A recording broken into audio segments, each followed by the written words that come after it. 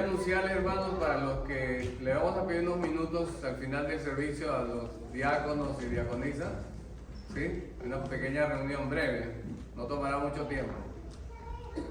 Les ruego que se queden unos minutos al final, por favor, ¿sí?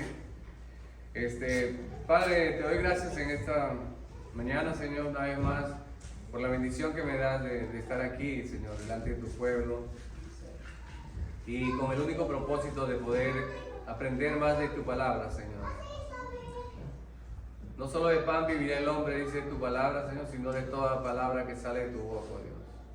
Y queremos ese pan, Señor. Ese pan que es para vida eterna, Señor. Ese alimento espiritual que necesitamos, Señor. Yo te ruego, Señor, que tú puedas utilizarme en esta mañana para yo llevar tu palabra. Que deje a un lado mis pensamientos, Señor, mis puntos de vista humanos, y que todo sea dirigido por la presencia de tu Espíritu Santo. Amén. Que cada palabra que salga de mi boca sea para edificación de tu cuerpo, Señor.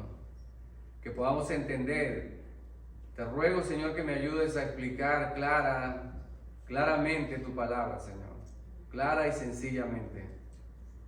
Te pido todo esto en el nombre de Jesucristo, Señor. También te pido por mis hermanos para que tú abras sus oídos y sus ojos espirituales para que ellos puedan ver las hermosuras de tu palabra, Señor. Te pido todo esto en el nombre de Jesucristo y en Él te doy las gracias. Amén y amén. Bien, queridos hermanos, hemos estado estudiando el libro de los Hechos. Espero que les haya gustado, hermano. De verdad ha sido una bendición. Nosotros, como una nueva iglesia que se está formando, podemos aprender grandes cosas de la iglesia primitiva, ¿no? Y hemos visto que en realidad la obra del Señor lo hace todo. Es el Señor quien, a través de su Espíritu Santo, está cumpliendo el mandato que Él le dijo a sus discípulos.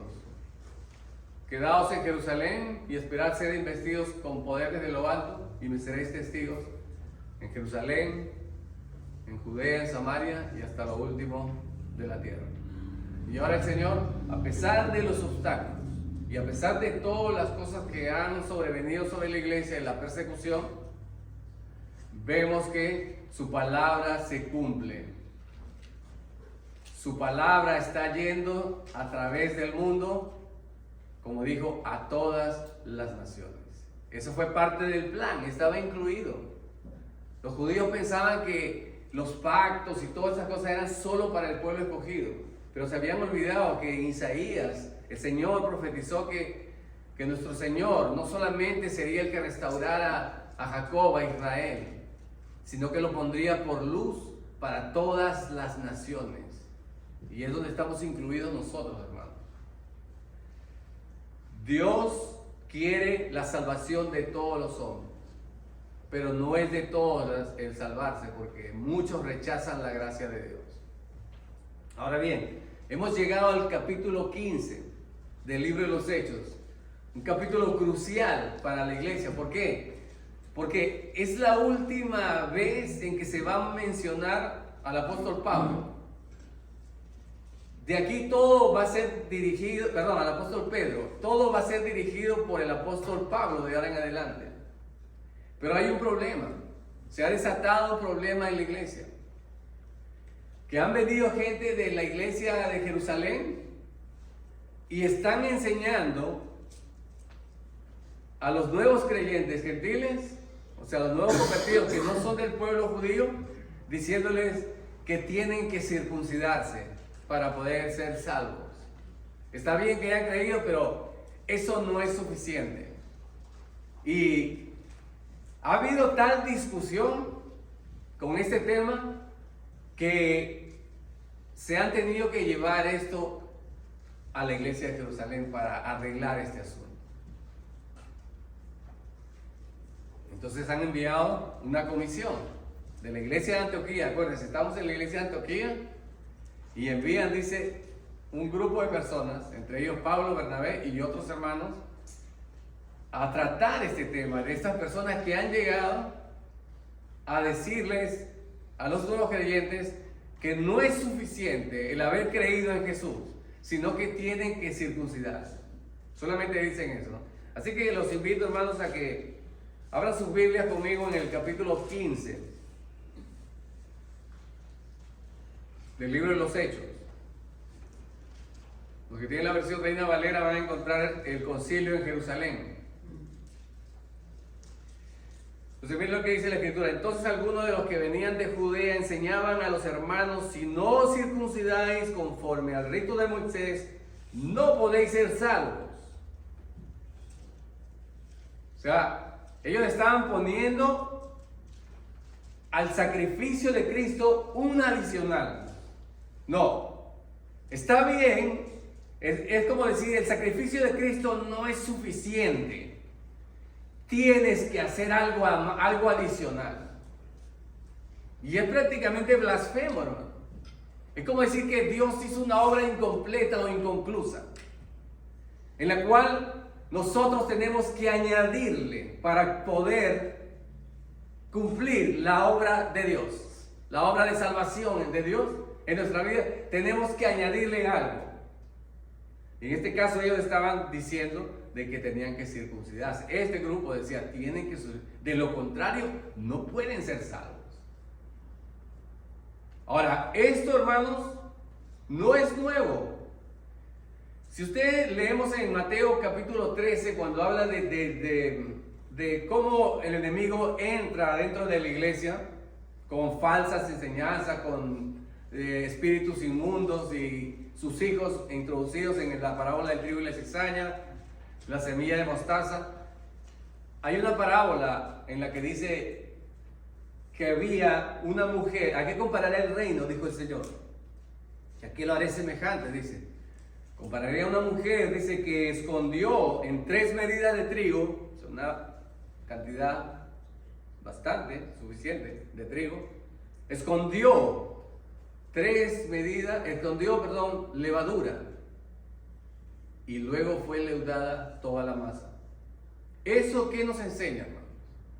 De la influencia de Satanás con falsas doctrinas y falsas enseñanzas.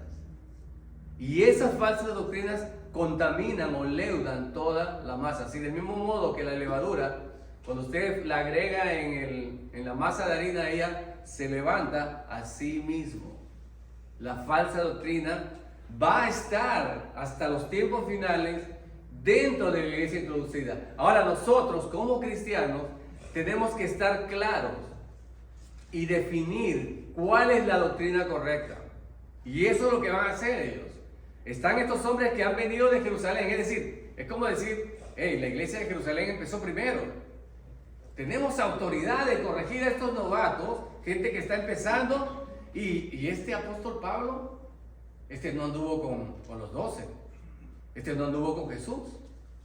¿Cómo podemos creer que lo que él está predicando es más, está echando por tierra todo lo que hemos aprendido sobre Moisés? Es decir, el Antiguo Testamento, a sus ojos de ver ellos, el Antiguo Testamento lo está echando por... No, esto no puede ser. Ellos están defendiendo su causa y dicen que vienen de la iglesia primera de Jerusalén, donde estaban todos los apóstoles, los primeros apóstoles. Tenían autoridad, se podría decir, para corregir. Pero vimos la semana pasada que el Espíritu Santo puso su marca, puso su sello, que el ministerio de Pedro era el mismo, el que actuó en Pedro, como dice Gálatas, también actuó en en el apóstol Pablo. Porque ¿qué dijimos la semana pasada? Recordarán que los milagros que hizo el Espíritu de Dios a través de Pedro, es decir, cuando son similares a los de Pablo, es una señal de que él es el mismo que está obró en Pedro, es el mismo que obra en Pablo. ¿Sí lo vimos? ¿Recuerdan? Pablo sanó un paralítico, Pedro sanó un paralítico y también Pablo sanó un paralítico. Pedro es librado en la cárcel, Pablo también es librado en la cárcel. Pedro hace muchos milagros y señales, Pablo hace muchos milagros y señales. O sea, es el mismo ministerio, el ministerio del Espíritu Santo. Pablo respalda. Sin embargo, estos hombres no lo habían entendido y estaban queriéndole añadir al mensaje de Pablo. del Evangelio, la nueva iglesia que estaba formándose. Entonces estaban introduciendo una nueva doctrina o añadiendo levadura, se podría decir, ¿correcto? Ahora bien, entonces esta situación dice que, fíjense el verso 2, si usted ve conmigo, mire cómo dice: como Pablo y Bernabé tuviesen una discusión y contienda no pequeña con ellos, se dispuso que subiesen Pablo y Bernabé a Jerusalén y algunos otros de ellos a los apóstoles y a los ancianos para tratar esta cuestión. No, esto se está saliendo de nuestras manos. Dice que la contienda no fue nada, o sea, fue algo fuerte. Así que, hermano, no se sorprenda si en la iglesia hay contiendas o pleitos, es parte de la iglesia. Es necesario que hayan divisiones, dice, para que podamos ver a quiénes son los que están en realidad correctos o conforme a la escritura, conforme a la voluntad de Dios. Es normal, así que, y los problemas se tratan, no se evaden, hermano. O sea, tenemos que agarrar, ellos dijeron, bueno, este problema tenemos que solucionarlo. Ellos dicen una cosa, tú, Pablo, nos has enseñado otra cosa, vamos a arreglarlo con aquellos que, los apóstoles. Vamos a hablar a ver, y a ver si es que en realidad ellos los enviaron, porque no sabemos. Entonces, dice que entonces ellos, pues, habiendo sido encaminados por la iglesia, toda la iglesia fue, bueno, vayan, para que salgamos de esta situación. Y pasaron por Fenicia y Samaria, contando la conversión de los gentiles, y causaban gran gozo a todos los hermanos. O sea, mientras iban en su viaje, hermanos, subiendo a Jerusalén, aunque si usted ve en un mapa, Jerusalén está hacia abajo. Pero cuando se habla de Jerusalén siempre se dice subir a Jerusalén, como la ciudad santa. ¿Verdad? Siempre se habla de Jerusalén, subir. No importa que estés en el norte o en el sur, ellos dicen subimos a Jerusalén. Entonces, mientras ellos subían a Jerusalén, ¿qué iban haciendo, hermanos? Dice que iban confortando los ánimos y los corazones de aquellas iglesias que ya habían sido formadas cuando ellos iban saliendo en la persecución de Jerusalén. Ya habían iglesias. ¿Y qué hacían ellos? Aprovechando bien el tiempo. Ellos estaban, como dice, predican la palabra, insta a tiempo y fuera de tiempo. Es lo que estaban haciendo. Bueno, me voy para Jerusalén, pero estoy pasando por esta iglesia y voy a contarles las grandes cosas y las maravillas que Dios está haciendo a través de nuestra vida para fortalecer a los demás creyentes. Y cuando llegaron a Jerusalén, vea conmigo, verso 4, y llegados a Jerusalén, fueron recibidos por la iglesia y los apóstoles y los ancianos. ¿Sí? Ahí usted se ve una organización de la iglesia. ¿Quiénes son? Los apóstoles fueron recibidos por la iglesia, es decir, todos los miembros, por los apóstoles y los ancianos. Así estaba constituida la iglesia. Había un grupo de ancianos, estaban los apóstoles y estaba la congregación en general. Y todos, vamos a ver más adelante, que son los que deciden cuáles son las medidas a tomar a través de este problema. No es un grupo solamente. No fueron los apóstoles solamente, no fue los ancianos o no fue la iglesia, no, fue en común consenso la decisión que tomaron, y lo vamos a ver más adelante. Ahora bien, miren ustedes, verso 5. Pero algunos de la secta de los fariseos que habían creído se levantaron diciendo: es necesario circuncidarlos y mandarles que guarden la ley de Moisés. O sea que había un grupo de fariseos, ya sabemos quiénes eran los fariseos, ¿no? Era el grupo más fuerte religioso de su época. Eran apegados a la ley, ¿sí? Y vemos que eran creyentes, ¿sí? Pues estaban en la iglesia, habían creído, pero ellos tenían arraigado su cultura, tenían arraigado sus pensamientos y no estaban claros todavía en cuanto a que la salvación era por medio de la fe en Jesucristo y no por las obras de la ley a la cual estaban ellos acostumbrados. O sea, ya ellos tenían ese patrón de cumplir o de guardar la ley para ser salvos. Ellos no podían sacarse eso bueno, le dice Pablo, ¿no? Ellos tienen que guardar la ley de Moisés y circuncidarse. Pero, verso 6, miren, y se reunieron los apóstoles y los ancianos para conocer de este asunto. Y después de mucha discusión, o sea, que esto fue algo bien discutido, bastante, no fue algo breve, hubo mucha discusión, o sea, es decir, uno decía una cosa y otros decían otra, y al final se levantó Pedro y les hizo recordar que ya el Señor había mostrado que la salvación era también para los gentiles y era por medio de la fe, no por las obras. Entonces veamos lo que dice Pedro. Dice así: Pedro se levantó y les dijo: varones hermanos, vosotros sabéis cómo ya hace algún tiempo que Dios escogió que los gentiles oyesen por mi boca la palabra del evangelio y creyesen. Y Dios, que conoce los corazones, les dio testimonio, dándoles el Espíritu Santo lo mismo que a nosotros, y ninguna diferencia hizo entre nosotros y ellos, purificando por la fe sus corazones. ¿Qué les está diciendo Pedro? Les está recordando la experiencia que tuvo con Cornelio. Recuerden,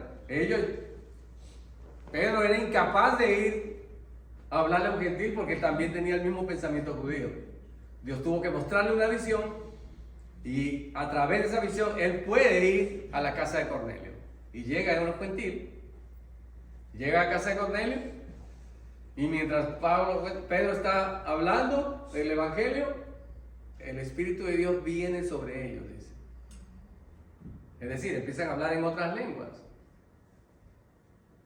Y ellos están sorprendidos. Lo mismo que tuvimos nosotros al principio, que vinieron las lenguas, empezamos a hablar en otras lenguas, ahora está sobre ellos y se supone estos no son parte del pacto.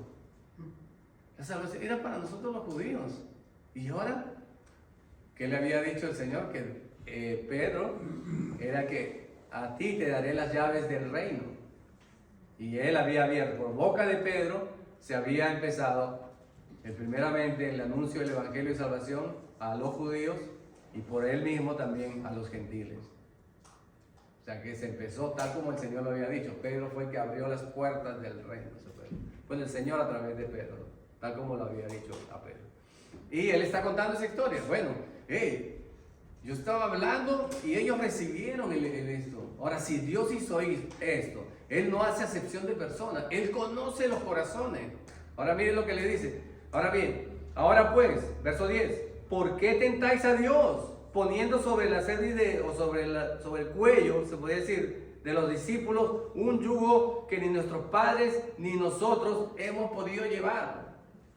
O sea, hermanos, nosotros no podíamos cumplir la ley, era muy pesada, era imposible. Y aparte que los fariseos, no solamente que aparte que la ley, por nuestra humana debilidad, hermano, es imposible de cumplir, aparte ellos le añadieron cosas para hacerlo más pesada. Por eso que Jesús dijo: a todos los que venid a mí, todos los que estéis trabajados y cansados. ¿Quiénes estaban trabajados y cansados? El pueblo que veía que esta era una carga pesada. O sea, yo veo mi cuerpo pecaminoso que me inclina al pecado y encima me pones cargas de cosas que debo hacer para ser agradable a Dios, y veo que una ley que se revela en mi cuerpo. No puedo hacerlo. Esto es demasiado pesado para mí. Por eso que Jesús dijo: venid a mí, los que estéis trabajados y cargados, que yo os haré descansar. Tomad mi yugo, que es fácil, y ligera mi carga. En Cristo Jesús podemos cumplir la ley. Solo en Cristo Jesús. Fuera de Él no. Y esa es la salvación que ha venido a través de Cristo Jesús. Pero ellos todavía querían seguir añadiéndole cosas de la ley. Y Pedro les hace recordar: ni nosotros mismos hemos podido llevar esto, hermanos. Esta carga, no puede ser. Verso 11. Antes creemos que por la gracia del Señor Jesús seremos salvos al igual modo que ellos. Entonces toda la multitud cayó y oyeron a Bernabé y a Pablo que contaban cuán grandes señales y maravillas había hecho Dios por medio de ellos entre los gentiles. O sea que ya hubo el espacio para que ellos contaran su testimonio. Mira, el Señor ha hecho todas estas maravillas a través de nosotros. Y empezó a contar, a decir todas las grandes cosas que Pablo y Bernabé habían hecho. O sea, que Dios había hecho a través de estos hombres, con prodigios y señales. Bueno, cuando ellos callan, terminó su parte de ellos de hablar, dice. Cuando ellos callaron, Jacobo, este no es el Jacobo que vimos que lo mató Herodes, ¿no? Este es el hermano del Señor, ¿sí? Jacobo, que también es llamado apóstol. Él vino a ser el principal en la iglesia de Jerusalén. Jacobo respondió diciendo, varones, cuando ellos callaron, Jacobo respondió diciendo, varones hermanos, oídme. Él era principal ahí. Simón ha contado, o sea, Pedro, ¿no? Ha contado cómo Dios visitó por primera vez a los gentiles para tomar de ellos pueblo para su nombre. Y con esto concuerdan las palabras de los profetas, como está escrito. Después de esto volveré y reedificaré el tabernáculo de David que está caído y repararé sus ruinas. Y lo volveré a levantar, para que el resto de los hombres busque al Señor y todos los gentiles sobre los cuales es invocado mi nombre, dice el Señor, que hace conocer todo esto desde tiempos antiguos. Entonces, Jacobo no solamente deja el testimonio de Pedro, sino que él quiere afirmar por medio de la palabra de Dios de que esto es verdadero, que esto que están viviendo estaba profetizado en las Escrituras. Ustedes recuerdan cuando Pedro dijo, pero aunque yo les cuento mi testimonio, que estuve en el monte, tenemos la palabra profética más segura. Y eso es lo que estamos viendo aquí. Ok, Pedro cuenta su testimonio. Yo viví esto lo estoy viendo. Pablo y Bernabé empiezan a contar las grandes maravillas, pero para confirmar que esto es una verdad, Jacobo se levanta y dice, la Escritura dice esto. Y estos testimonios concuerdan con la Escritura. ¿Sí me están entendiendo, hermano? La importancia de la Escritura en todo lo que hagamos nosotros. Cuando alguien cuenta un testimonio, lo cual no estoy muy de acuerdo yo, pero bueno, cada quien, hermano del Señor, lo usa como quiere. ¿Sí? Pero creo, o sea, Dios no nos ha llamado a contar nuestro testimonio, como escucho mucho, gente que tiene ministerio de contar su testimonio y va contando lo que Dios ha hecho en su vida.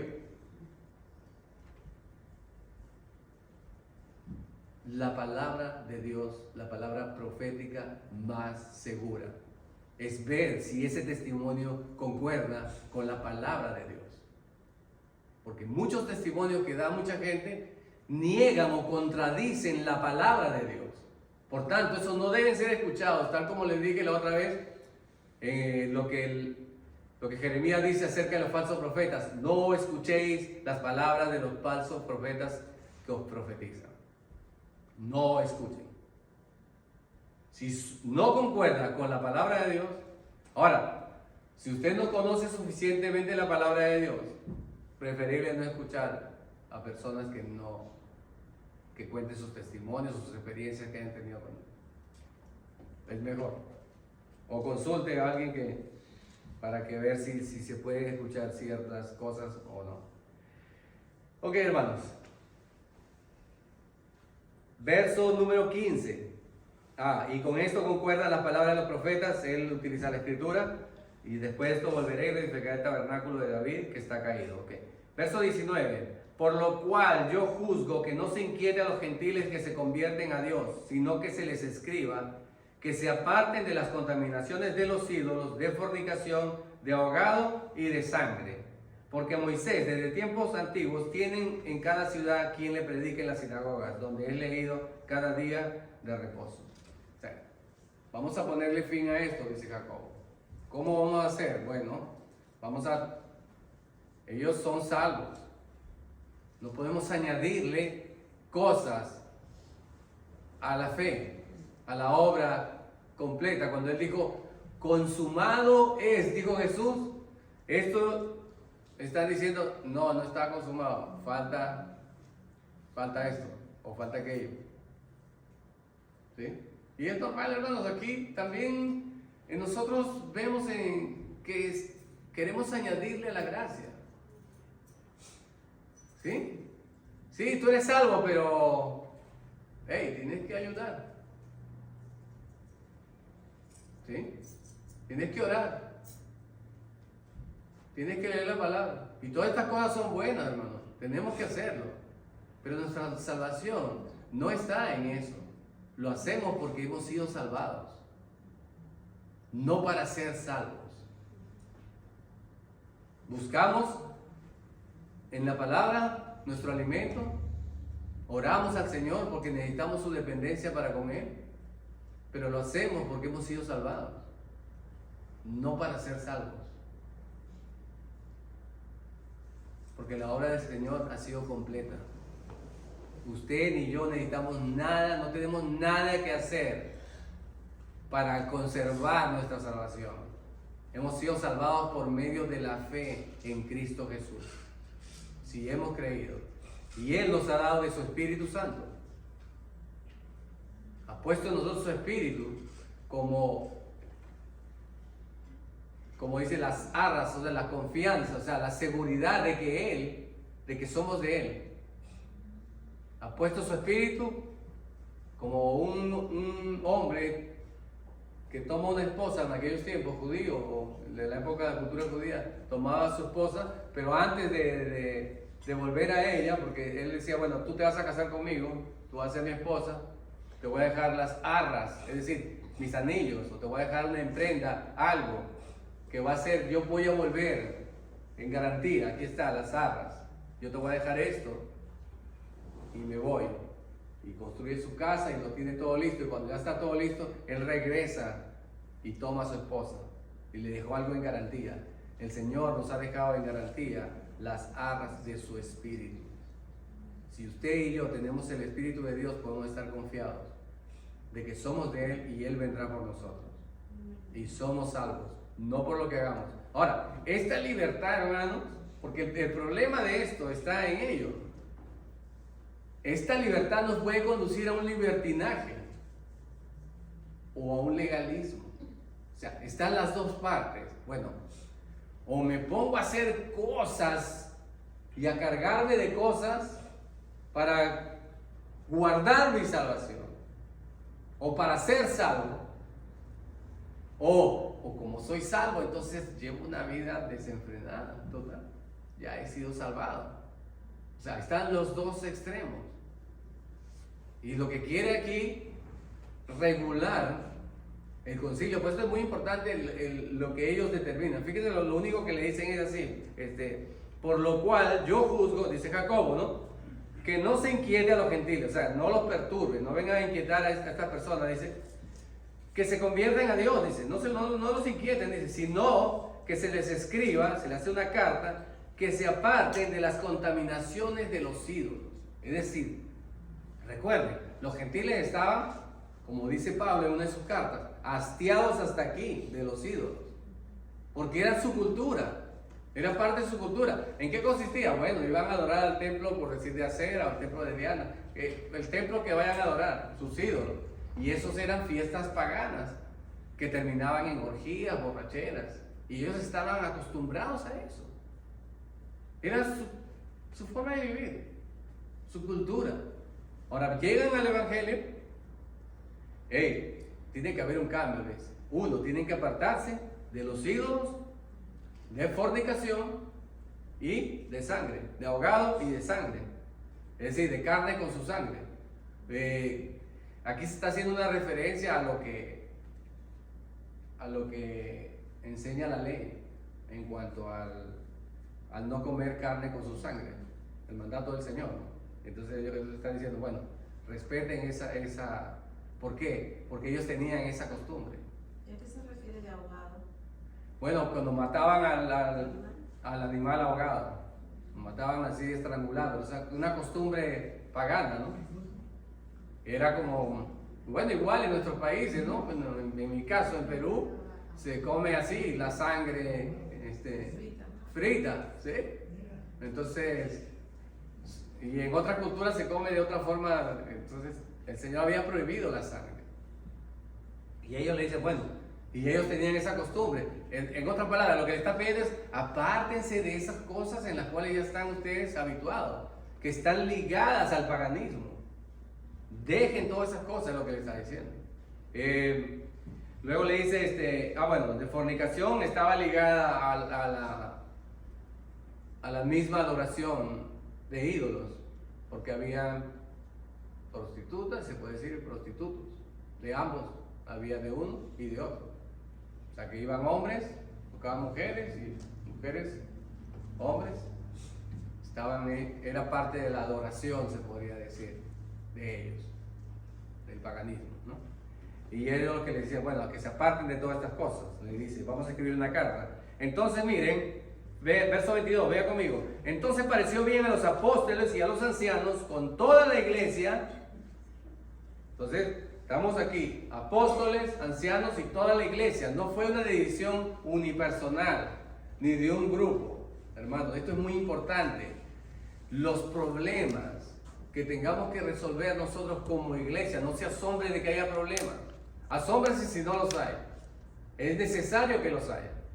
Entonces, se tienen que resolver así, como lo vemos aquí, que estar de acuerdo a los apóstoles, los ancianos, o sea, los grupos de liderazgo, pero toda la iglesia también.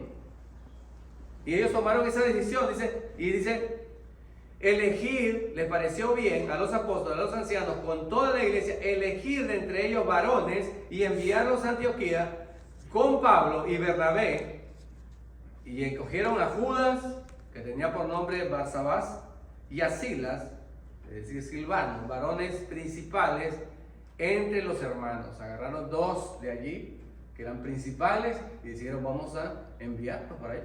Sí, es bueno que ellos vayan para allá. Y escribir por conducto de ellos, los apóstoles y los ancianos y los hermanos, a los hermanos de entre los gentiles que están en Antioquía, en Siria y en Cilicia, salud. Por cuanto hemos oído que algunos que han salido de nosotros, a los cuales no dimos orden, están poniendo en claro de que estos que están enseñando por allá no han salido, nosotros no los enviamos. Y esto, hermano, respeta, se dan cuenta de esto, y es importante, hermano. Esta es la autonomía de la iglesia local. No tiene injerencia otra iglesia en ellos. Ellos están diciendo, no, de ninguna manera, no hemos enviado a nadie. Esto es muy importante, hermano, para nosotros como iglesia. La iglesia local tiene que decidir sus asuntos. ¿Lo puede conversar con? Sí, por supuesto. Si el problema está con otra iglesia, lo puede hablar. Pero la iglesia en sí es autónoma. Entonces, nosotros no hemos enviado, ni les dimos orden, dice, a los cuales no dimos orden y os han inquietado con palabras, perturbando vuestras almas, mandando circuncidaros y aguardar la ley. Y utiliza Pedro aquí en el griego, utiliza una palabra fuerte. Esto de perturbando, ¿verdad? Es cuando, es más, está solamente 2 veces en la Escritura, en el Nuevo Testamento. La palabra griega dice que cuando un imperio venía un ejército y destruía totalmente una ciudad. La misma palabra lo utiliza aquí, diciendo que esta gente ha ido para allá como un ejército que llega a destruir todo. Así, más o menos. No, de ninguna manera nosotros nos desligamos y decimos, no hemos hecho, no hemos dado orden a nadie. O sea, en otras palabras, quitándole la autoridad a estas personas que se sentían con autoridad. Venimos de la iglesia madre, esta iglesia es, ellos se sentían así. Ahora, esta iglesia está diciendo, no, nosotros no tenemos parte aquí, con ellos para nada. Envían su carta, están aclarando todos los asuntos. Esto le va a hacer perder la autoridad que ellos se suponía que decían. Nos ha parecido bien, verso 25, gracias, hermano. Nos ha parecido bien, habiendo llegado a un acuerdo, elegir varones y enviarlos a vosotros con nuestros amados Bernabé y Pablo, hombres que han expuesto su vida por el nombre de nuestro Señor Jesucristo. ¿Se recuerdan cómo él había sido apedreado? ¿Sí? Lo vimos en Listra, ellos contaron todo lo que había pasado. Entonces ellos, bueno, estos hombres han arriesgado su vida por causa del Evangelio. ¿Cómo vamos a tratarlos o a tener de incomodarlos o de inquietarlos? No, ellos están haciendo su trabajo, al igual que nosotros. Dejémoslo trabajar, es lo que está diciendo. Hombres que han arriesgado su vida en el nombre de nuestro Señor Jesucristo. Así que enviamos a Judas y a Silas, los cuales también de palabra os harán saber lo mismo. Porque ha parecido bien al Espíritu Santo y a nosotros no imponeros ninguna carga más que estas cosas necesarias. Que os abstengáis de los sacrificados a ídolos, de sangre, de ahogado y de fornicación, de los cuales cosas si os guardáis, bien haréis, pasadlo bien. Entonces, hermanos, no solamente dice, no le vamos a enviar solamente una carta, sino que le vamos a enviar 2 hermanos líderes para corroborar que lo que está escrito es cierto. Sí, muy sabios porque uno puede decir, no, estos se fueron para allá y falsificaron, inventaron una carta. No, enviaron testigos que estaban diciendo que esa carta es verdadera, que es el respaldo de los apóstoles, de los ancianos, de la congregación. Y ahorita añade Pedro, ¿qué es lo que dice? El Espíritu Santo y nosotros. O sea, esta es la voluntad de Dios. Amén. Amén. O sea, esto es una obra del Espíritu Santo. El Espíritu Santo y nosotros, nos ha parecido bien al Espíritu Santo y a nosotros no imponeros ninguna carga. Simplemente, ¿qué era lo que tenían que hacer? Abstenerse de lo que estaban hastiados o saturados de hacer, de todo lo que era la idolatría, todo el paganismo en el cual ellos estaban sumidos, ¿no? Si hacen estas cosas, dice, lo haréis bien, pasadlo bien. Así pues, los que fueron enviados descendieron a Antioquía y reuniendo a la congregación entregaron la carta, habiendo leído la cual se regocijaron por la consolación. Hermanos, ¿imaginan cómo estaba la iglesia con esta disputa? Y no sabían qué hacer. Que cuando llegó la carta les trajo paz, dice que les trajo gozo, se regocijaron de ver que este problema se había resuelto. Y habiendo leído la cual se regocijaron por la consolación. Y Judas y Silas, como ellos también eran profetas, consolaron y confirmaron a los hermanos con abundancia de palabras. Y pasando algún tiempo allí, después fueron despedidos en paz por los hermanos para volver a aquellos que los habían enviado. Bueno, ellos regresaron a enviar su informe. Dijeron, bueno, ya hemos visto, hemos cumplido con nuestra misión, ahora nos regresamos a Jerusalén a dar informe a la iglesia. Ahora, hermanos, ¿qué nos enseña todo esto? Esto causó un grave revuelta en esto de las enseñanzas falsas que el apóstol Pablo escribió. Cuando escribe su carta a los Gálatas, lo podemos, cuando leamos, ustedes van a ver que esto les había acontecido a ellos. O sea, ellos no querían reconocer el apostolado de Pablo, y Pablo dice, yo no soy menor que ninguno de ellos. Ellos vieron a Jesús, yo también. Ellos lo vieron en vida, yo lo vi resucitado. O sea, no tengo nada. El mismo que actúa en Pedro, también actúa en mí. Dice, yo no soy nada inferior a ellos, dice. Y Pablo les envía esa carta a los Gálatas muy molesto porque habían vuelto a la circuncisión y a los ritos que tenían que hacer de la ley. Y dice, de Cristo os desligasteis, dice, aquellos que queréis guardar la ley, dice. De la gracia habéis caído. O sea, hermanos, ¿qué nos enseña esto? Que cuando intentamos, hermanos, hacer cosas para completar nuestra salvación, estamos cayéndonos de la gracia de Dios. El apóstol Pablo recomienda a Timoteo, dice, esfuérzate en la gracia. El esfuerzo no es para ganar la salvación, hermanos. El esfuerzo nuestro es de permanecer en la gracia del Señor. Y eso incluye no caer en estas cosas. Ahora, usted dirá, pero bueno, también le dice el apóstol Pablo a los Gálatas que, tampoco mirad y cuidaos que esta libertad que tienes no venga a ser causa de libertinaje. Como le dije, hay dos peligros que tenemos en la iglesia, hermanos. Quiero concluir con esta parte. Dos peligros que hay en la iglesia. ¿Cuáles son? El legalismo, el empezar a hacer cosas y tratar de imponérsela a los demás. ¿Sí? Por ejemplo, decir, yo no voy a un cine porque pienso que es ese de cosas de pecadores. Y entonces empezó a decirle a todos los hermanos, usted no tiene que ir al cine, hermano, porque usted es un pecador y son cosas del diablo. ¿Sí? Entonces yo empiezo a dar mi punto de vista. Ahora, la persona que dice, bueno, eso a mí no puedo ver y analizar eso y a mí eso no me va a perjudicar, puede decir esta otra persona. Porque va a haber de los dos grupos en la iglesia. Va a haber el que piensa que esto no es pecado y el otro va a decir, esto sí es pecado.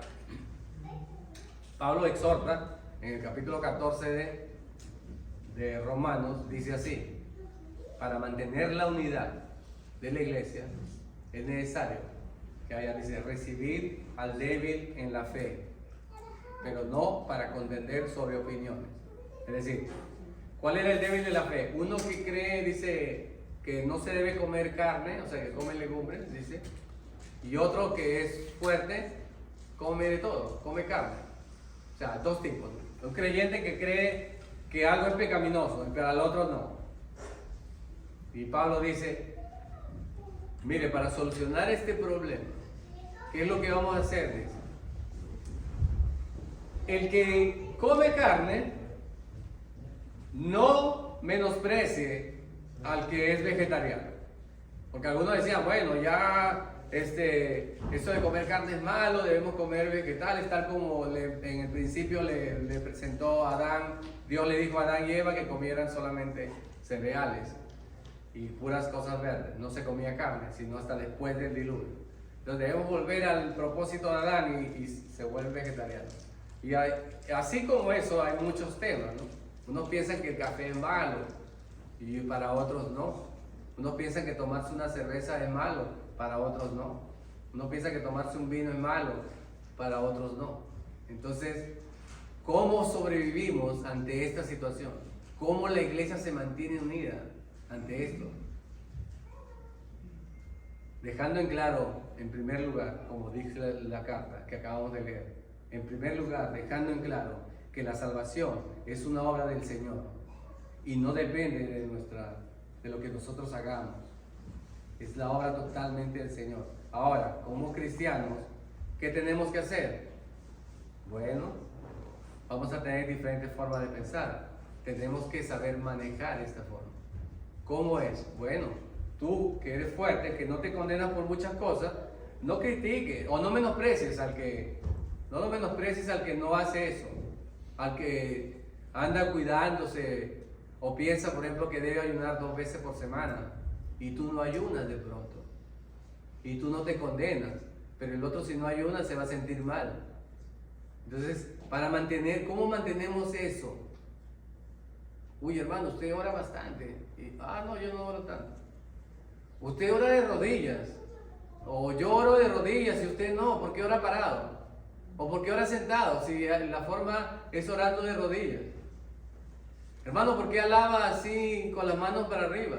Si hay que alabar de corazón. O sea, diferentes formas que podamos tener de pensar, de pensamiento en nosotros, nos pueden llevar a criticar,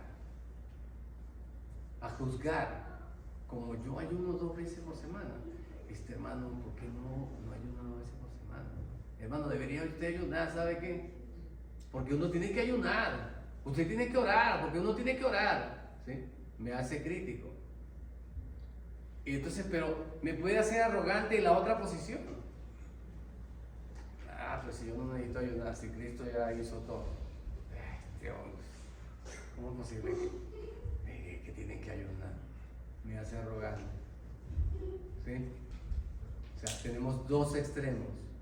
Uno el que me haga arrogante porque no me condene, porque sé que la obra de Cristo lo ha hecho todo y lo ha hecho perfecto. Y está el otro extremo de caer en el que tengo que hacer cosas y el que no lo hace lo critico.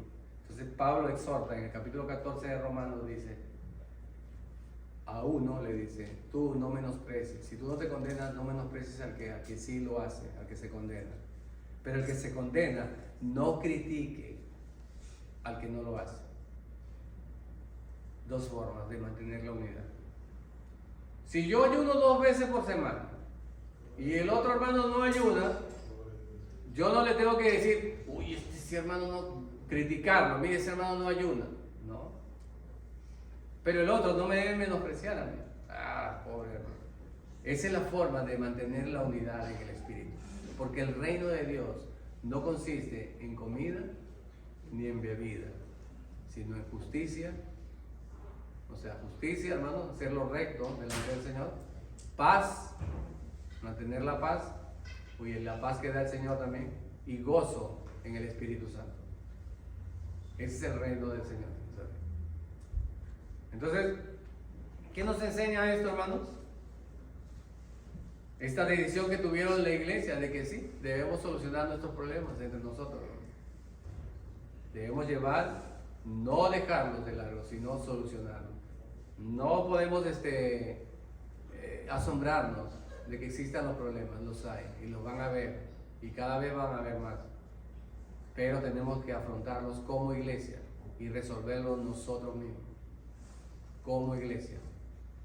¿Sí? Para terminar, miren lo que pasó. Versos 36 al 41, ya, la parte final. Dice así: después de algunos días, Pablo dijo a Bernabé, volvamos a visitar a los hermanos en todas las ciudades en que hemos anunciado la palabra del Señor para ver cómo están. Y Bernabé quería llevarse consigo a Juan, el que tenía por sobrenombre Marcos. Pero a Pablo no le parecía bien llevar consigo al que se había apartado de ellos desde Panfilia, y no había ido con ellos a la obra. Y hubo tal desacuerdo entre ellos que se separaron el uno del otro. Bernabé, tomando a Marcos, navegó a Chipre, y Pablo, escogiendo a Silas, salió encomendado por los hermanos a la gracia del Señor y pasó por Siria y Cilicia, confirmando a las iglesias. Ahora vemos algo. Aquí se separan definitivamente Pablo y Bernabé. ¿Ustedes recuerdan cómo nace esa comunión? ¿Sí recordarán? La iglesia de Jerusalén envía a Bernabé, hey, ¿cómo está? Hay un avivamiento por allá. Y llega Bernabé y gozoso de ver que sí, fue y llamó a Pablo. Y empezaron a trabajar juntos y enseñaron juntos. Su primer viaje misionero juntos. Pero ahora, aunque son hombres de Dios, llamados apóstoles, siervos del Señor, y es más, llamado el Hijo de Consolación, dice que Bernabé era un hombre calmado, pausado, o sea, un hombre que no buscaba la paz, se podría decir, en todo tiempo. Pero ahora vemos, dice que ha habido un desacuerdo tal, o sea, en otras palabras, le sacaron de sus casillas a Bernabé. Sí, dice que hubo un tal desacuerdo, o sea, que eso fue tan intenso que dice que no pudieron ponerse de acuerdo y se separaron. ¿Por qué? Porque se quería llevar Bernabé quería llevarse a Marcos, era su sobrino. Y me lo quiero llevar. Pero él nos abandonó, nos dejó a media obra. Más estricto, Pablo dijo, no, yo no lo puedo perdonar a eso. Y bueno, quizás Pablo estaba más joven en su época, en ese momento. Porque ya lo vemos más adelante cuando él está viejo. Dice, envíame a Juan Marcos, que me es útil para el ministerio, le dice a Timoteo. Vemos que perdona a Juan Marcos y se vuelve parte del ministerio, ¿no? Sin embargo, a pesar de que se dividieron nuestros hermanos, Dios siguió bendiciendo, porque dice que ellos fueron a las iglesias del norte, mientras que Bernabé fue a las iglesias del sur. Y continuaron predicando el evangelio de Cristo a todas las naciones. Amén. Bueno, hermanos, este es el mensaje para esta mañana. Espero que haya sido de provecho para nuestra vida. Quiero darle gracias a Dios, Señor. Yo te doy gracias, Padre, por tu palabra. Ayúdanos, Señor, a permanecer en unidad, Señor. Ayúdanos a entender que la salvación es una obra tuya, Señor, y tú la has consumado en la cruz del Calvario. Ayúdanos a no poner cargas, a añadirle a la salvación. Pero también permite, Señor, que no seamos liberales, de que esto nos lleve a una vida sin esfuerzo en tu palabra, Señor, o en tu gracia, Señor, en lo que nos has dado. Te ruego, Señor, que tú puedas mantenernos, Señor, firmes con esta palabra, Señor, que puedas ponerla en nuestros corazones y podamos ponerla por obra. Te ruego por mis hermanos, Señor, para que los guardes y los bendigas en el nombre de Jesucristo. Amén y amén. Hermano, que pase.